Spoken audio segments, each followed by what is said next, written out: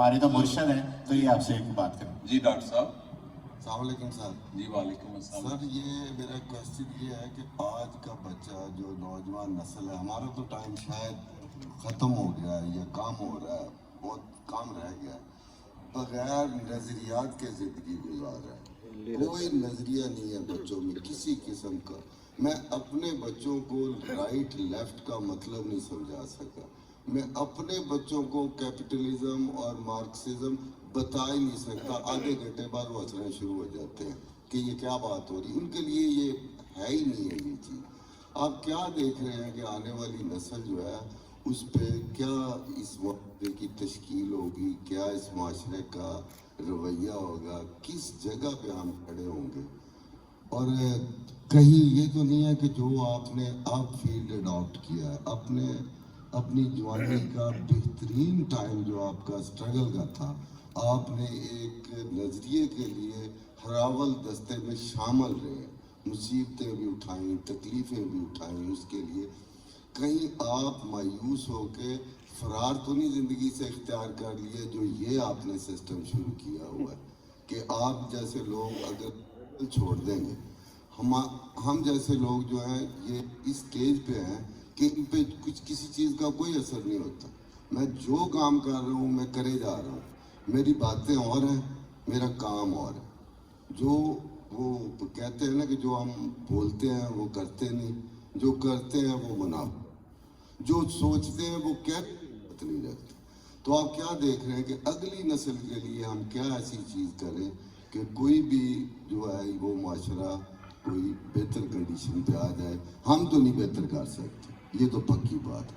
दूसरी जो पहले आपसे तारुफ हुआ, आपने कहा कि जी ये गुमशुदा कबीले के फ़र्द हैं, तो वो एक शागिर्द से उस्ताद ने पूछा कि शुदा को फ़िक्रे में इस्तेमाल करें कि जैसे शादीशुदा। उसने कहा जी मैं तो इसकी भी अगली फॉर्म बता सकता हूँ। उसने कहा जी क्या? उसने कहा जी शादीशुदा, गुमशुदा, अगली फॉर्म गायबशुदा, तबाहशुदा और बर्बादशुदा। अब आपने बताना भी आप कौन से शुदा में शामिल हैं। शुक्रिया डॉक्टर साहब।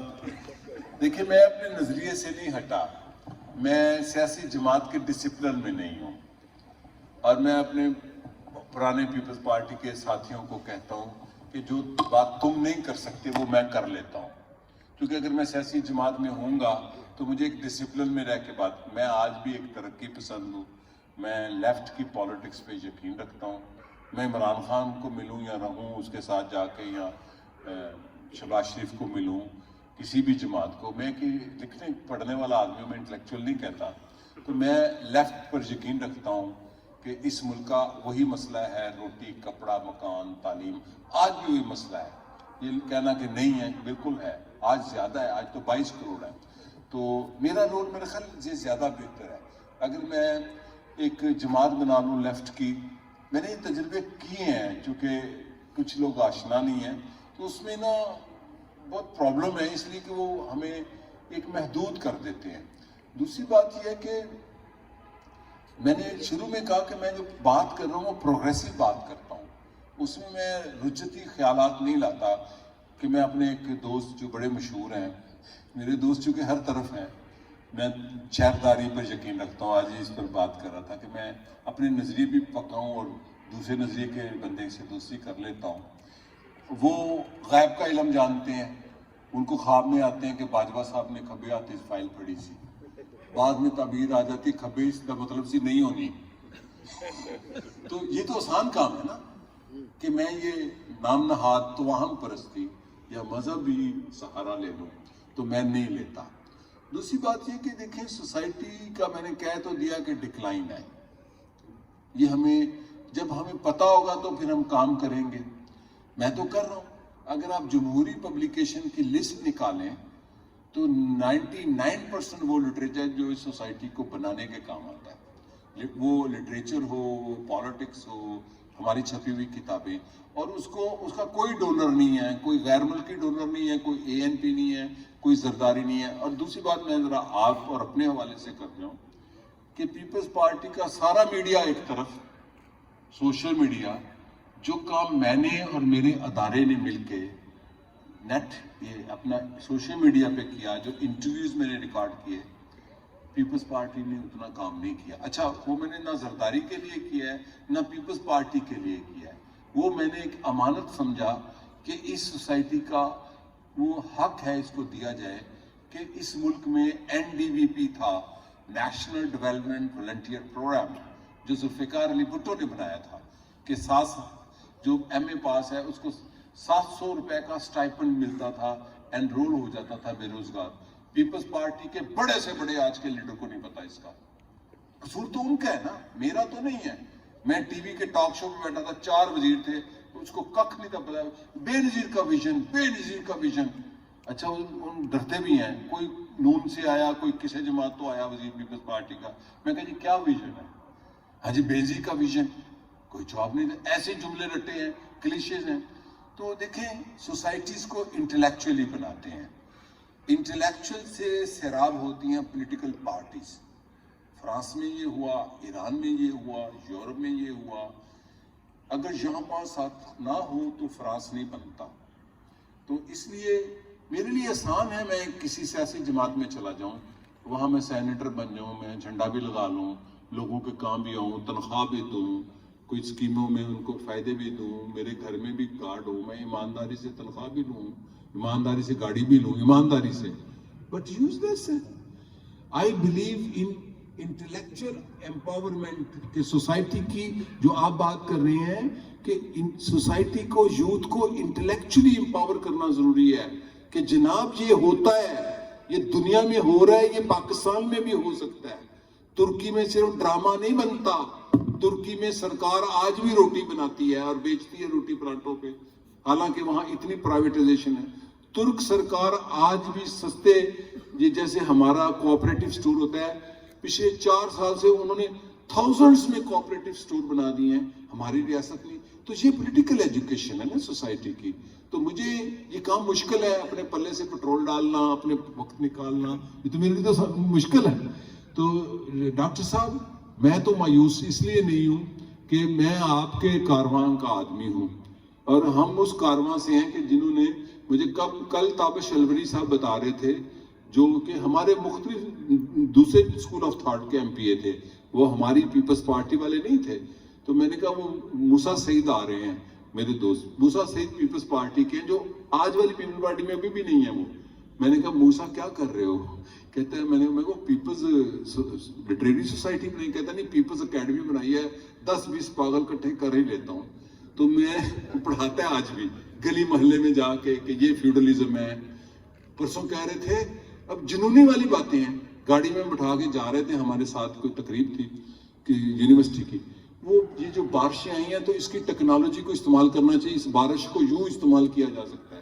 یہ اسی کارواں کے لوگ ہیں. تو تابش الوری نے بڑی کمال کی بات کی کہ 1970 میں ہم الائنس کے کینڈیڈیٹ تھے, جو بھاولپور کا متحدہ الائنس تھا. تو مجھے تو پتہ ہی نہیں تھا موسیٰ سعید کون ہے, غریب آدمی ہے. میں تو کنسیڈر ہی نہیں, بڑے بڑے جاگیردار میرے مقابلے میں کھڑے ہوئے تھے. جب رزلٹ آئے تو میرے بعد اس کا رزلٹ تھا جیتنے والا.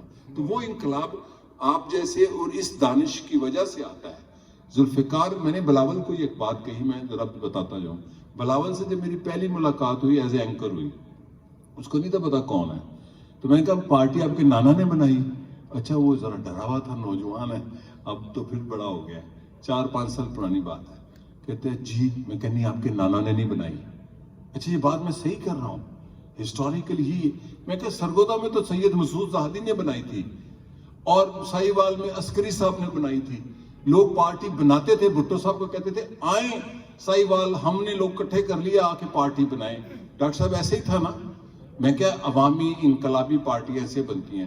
عمران خان کو جو میں نے کہا وہ میری کتاب پڑھ لیں, عمران خان کے بکھرتے خواب. میں نے کہا آپ جس پارٹی کو آپ نے بنایا آپ اس کو توڑنے جا رہے ہیں. اب وہ کہتے, اور میں نے کہا آپ کو پاور ملے گی پھر آپ کہیں گے جی میرے ہاتھ بندھے ہوئے تھے. آج نہیں کہا, لکھا ہوا چھپا ہوا ہے. اب بھی میں کہتا ہوں کہ آپ بڑے پاپولر ہیں, شاید میں 1-2 دن میں جاؤں تو مجھے یہ بتائیں اگر آپ وزیر اعظم بن گے تو پھر یہ سب کچھ کر لیں گے؟ یہ سوال ہے نا, کیا آپ کر لیں گے؟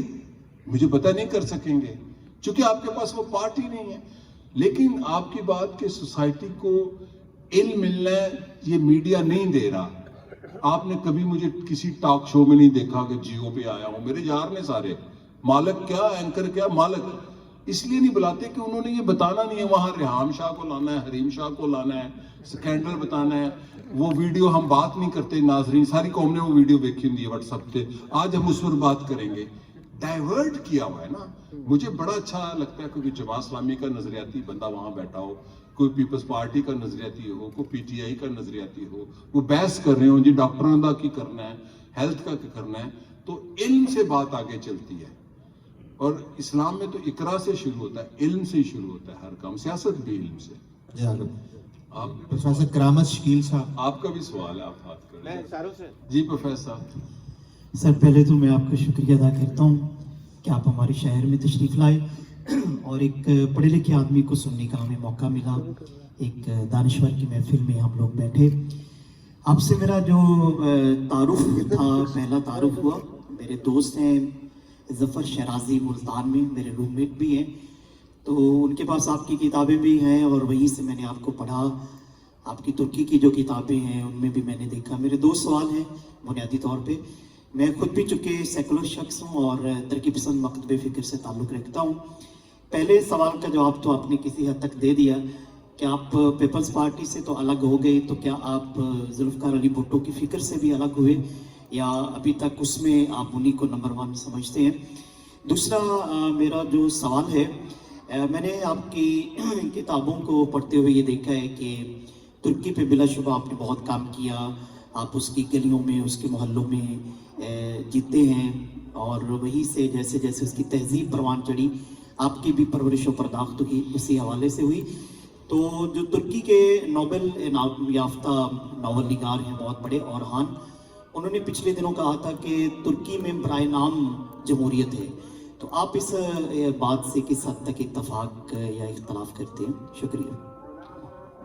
میں ایک اذان کے لیے رک جائیں, پھر میں نے یہ سنا ہے کہ ایک اذان کے لیے